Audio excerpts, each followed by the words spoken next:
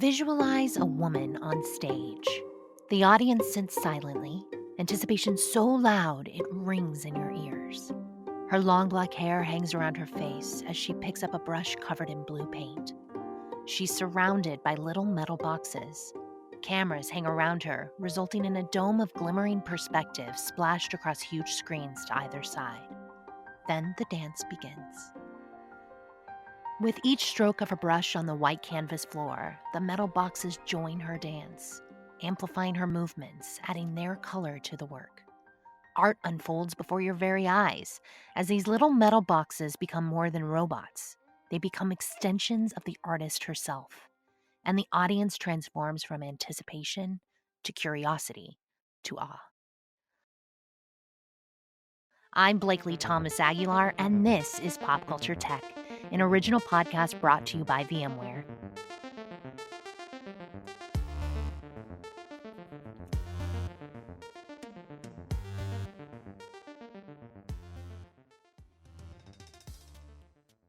I thought I knew art, or at least had a general understanding. I studied art history and theory in college. I go to the museum at every new city I visit. I've studied the greatest writers, surveyed the Pulitzer Prize photography lists. One of my favorite Doctor Who episodes taught me that Europeans say Van Gogh, not Van Gogh. Not quite a documentary, but you know what I mean. Like I said, I thought I knew art until I started researching this episode. After interviewing and studying the work of two amazing artists, I realized that Oscar Wilde was right again. Life really does imitate art. And because our lives are increasingly more digital, it shouldn't have been a surprise that artists, the innovators of every era in human history, would be at the forefront of technological experimentation and innovation today. One of these technological innovators is artist and researcher Sougwen Chung. So I think I started this journey about 5 years ago, and it was a really interesting time because I started getting really interested in this story, which is a story of Lisa Doll and AlphaGo, which is a computer program designed by DeepMind that could play the game Go YK alongside the most advanced YK player in the world. And it was interesting to me because in this sort of adversarial match between Lisa Doll, a human player, and AlphaGo, a computer program, a lot of really unexpected revelations came about from that. One revelation in particular was this idea that while Lisa Doll lost against this computer program, he found the moves that the program made. He described it as incredibly beautiful, and I thought that was a creative provocation that I couldn't get out of my head. Like this possibility of a beautiful move that was enacted by a non-human agent was something I got really obsessed with. So I really needed to find that out for myself. So when I started collaborating with these machines that I call Drawing Operations Unit Generation 1, 2, and 3, DUG for short, it really changed what I saw could be the potential of my practice. I think before, when I worked with technology, the work was often about the pristine mark or something that really strove towards perfection. But when collaborating with these systems now, I've learned that there's a lot of beauty in letting go of that control, and that's really been celebrated in the performances. And being able to share that with other people, I think, is one of the takeaways from working with machines that I never really expected.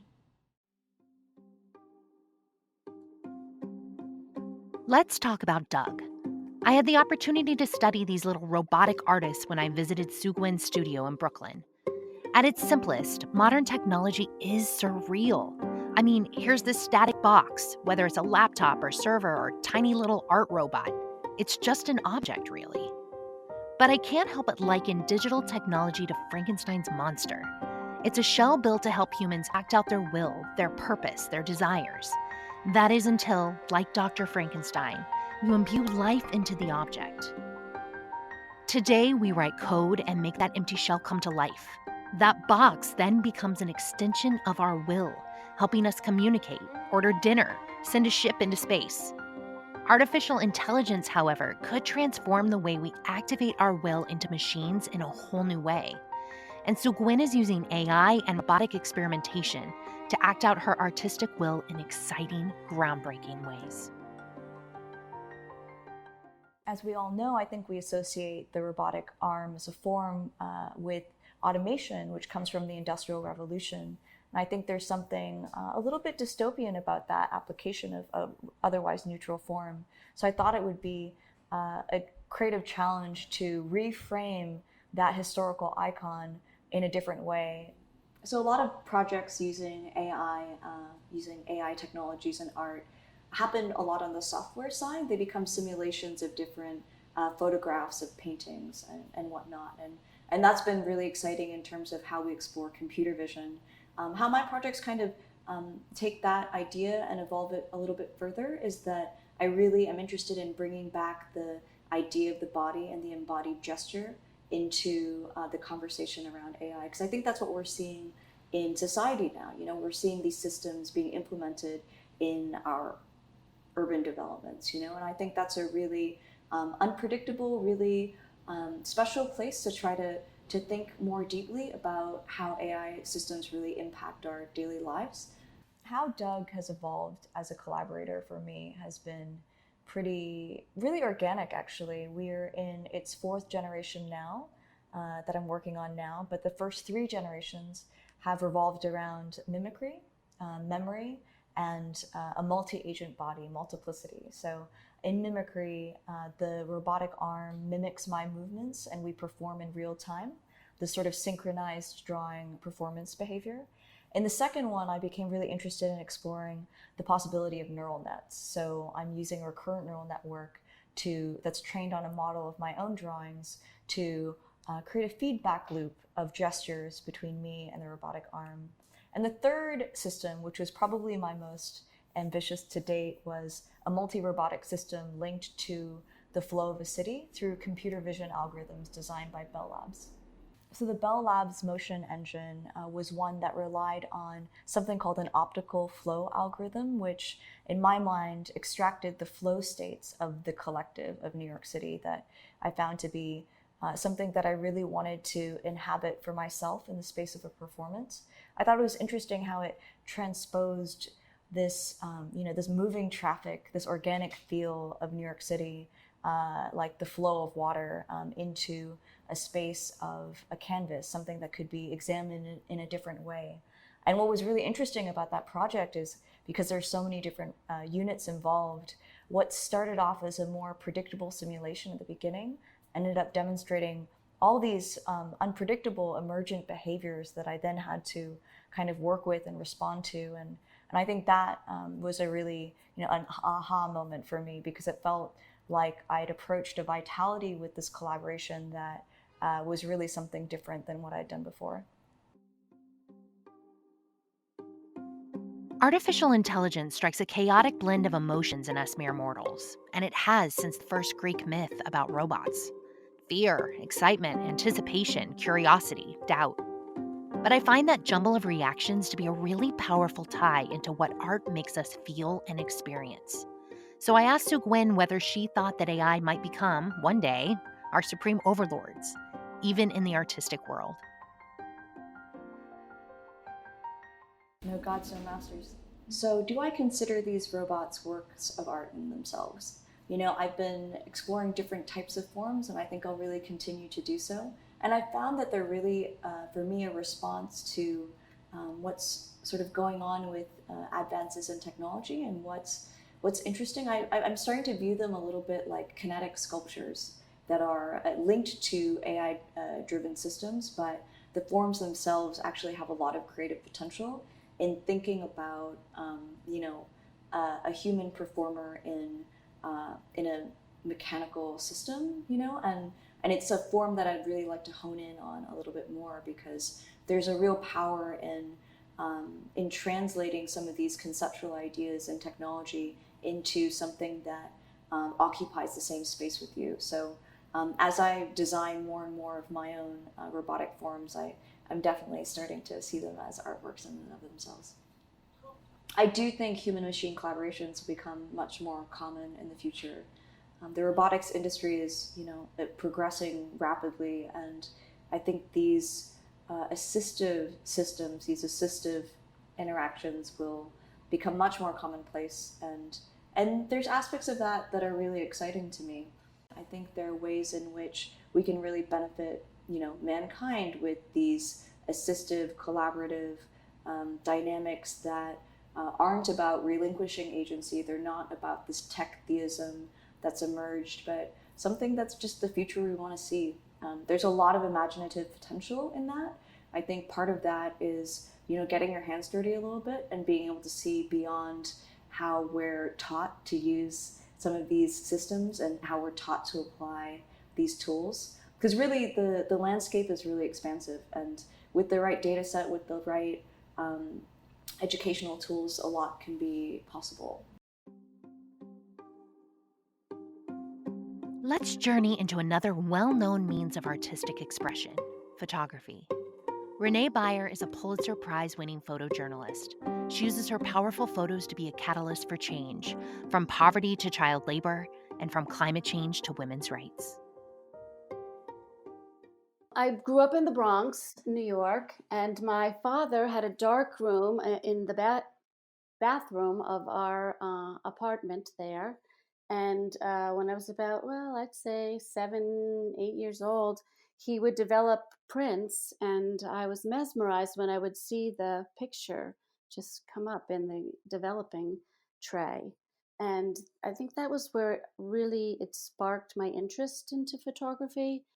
Well, I consider myself a documentary photographer, and that is more focused on social issues that inform the public of important environmental and social issues, chronicling of events in history or even everyday life. For me, it's all about the human condition and translating other people's lives through photography so that they can have a deeper understanding and compassion and maybe the ability to act and facilitate change.